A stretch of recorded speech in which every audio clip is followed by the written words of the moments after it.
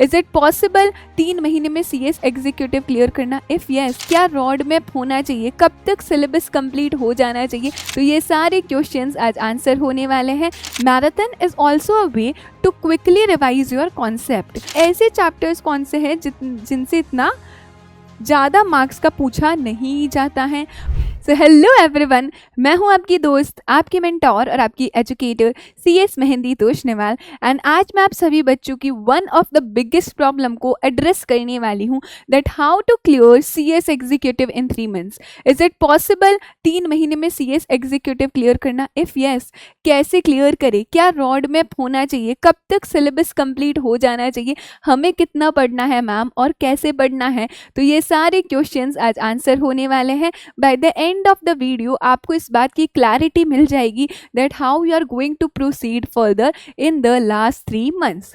सो सबसे पहला तो टॉकिंग अबाउट द सिलेबस, आपका लेक्चर कंप्लीशन हो जाना चाहिए। यहाँ पर हम दोनों तरह के बच्चे की बात करेंगे, जो बच्चे सिंगल मॉड्यूल दे रहे हैं और कुछ बच्चे बोथ मॉड्यूल्स दे रहे हैं। सो इफ एट ऑल अगर आप बोथ मॉड्यूल दे रहे हो, मेक श्योर कि आपका अप्रैल तक, that is April end, max to max April end तक लेक्चर्स देखना कंप्लीट हो जाए, सो दैट आपको पूरा 1 महीना मिल जाएगा फॉर रिविजन पर्पस, राइट। अगर आप सिंगल ग्रुप देख रहे हो तो आपका मार्च तक कंप्लीट हो जाना चाहिए सिलेबस, दैट इज हमारा लेक्चर देखना कंप्लीट हो जाना चाहिए, so that April end May will be in your hand और आप अच्छे से रिवाइज कर पाओगे।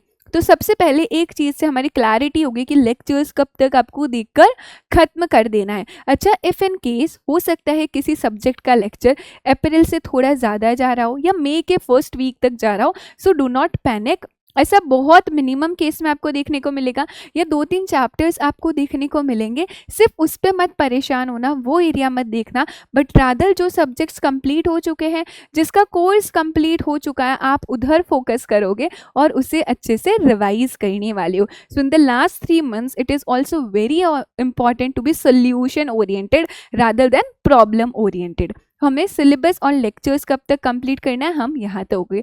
नेक्स्टली, अगर कोई ऐसे चैप्टर्स हैं जिसे आप क्विकली रिवाइज करना चाहते हो, क्योंकि लेक्चर्स बहुत पहले देखा होगा, आपको आपकी मेमोरी ब्रशअप करनी है, उसके लिए यू कैन वॉच मैराथन्स। या कोई बच्चा ऐसा है जिसने एक चैप्टर पढ़ा ही नहीं, उस चैप्टर को ही छोड़ दिया, इन दैट केस डेफिनेटली आप मैराथन्स देख सकते हो, and marathons will be a booster for all of you, क्योंकि आपको कॉन्सेप्ट समझ आ जाएगा through the marathons. So make sure last 3 months में आप मैराथन्स देख सकते हो। Marathon is also a way to quickly revise your concept. जो कॉन्सेप्ट आपने काफ़ी डिटेल में पढ़े होंगे आपके रेगुलर क्लास में, in the last 3 months this is a way to quickly revise the concept जो हमने पढ़ा।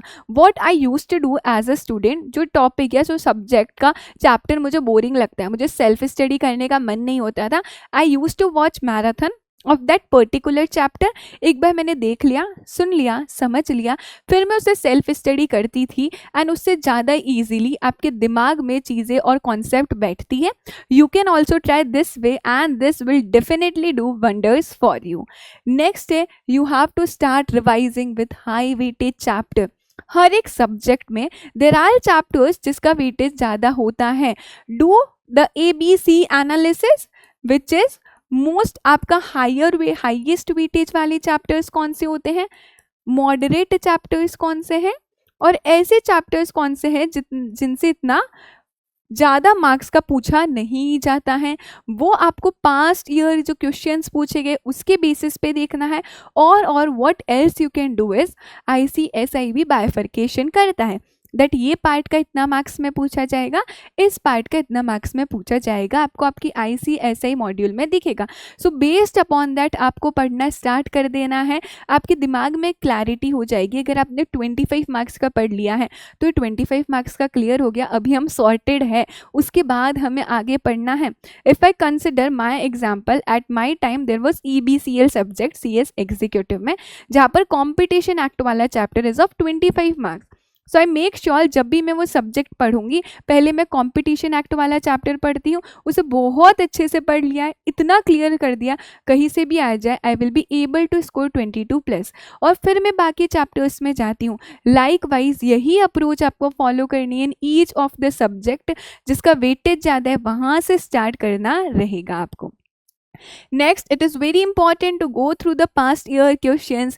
जैसे जैसे आपके चैप्टर्स होते जाएंगे, यू हैव टू सी इस चैप्टर में से कौन से क्वेश्चंस पूछे जाते हैं। ये चैप्टर मैंने पढ़ तो लिया, but am I actually prepared for the questions जो ICSI पूछेगा। So make sure to see the past year questions which are expected to be asked in the chapter. कौन कौन से पूछे जा सकते हैं, कौन से पूछे गए हैं।